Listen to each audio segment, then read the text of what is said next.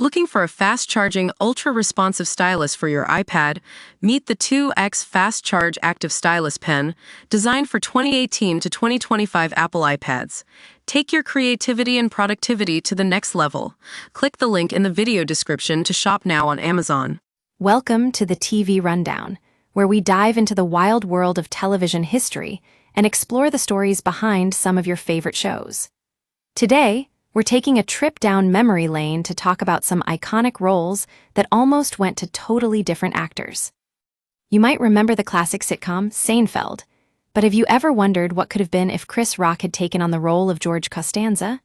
That's right, folks, Chris Rock was in talks to play George, but ultimately didn't land the part. But it's not just Chris Rock. Other talented actors were also vying for the role, including Stephanie Beatriz, who would later go on to play the incredible Rosa Diaz.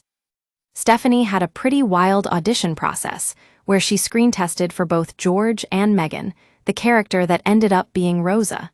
She even said she was heartbroken when she didn't think the network would cast two Latinas on one show. But then, just a few days later, she got the call to join the cast.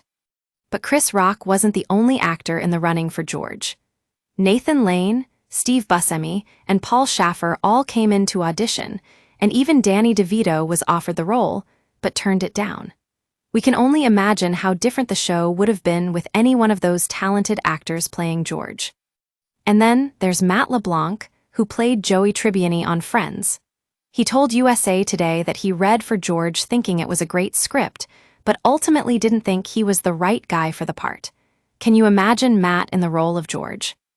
It's crazy to think about how different these shows would have been with some of these talented actors playing iconic roles.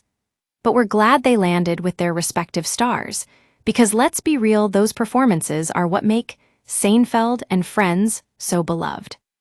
Thanks for tuning in to the TV Rundown. Join us next time as we explore more behind-the-scenes stories from your favorite shows.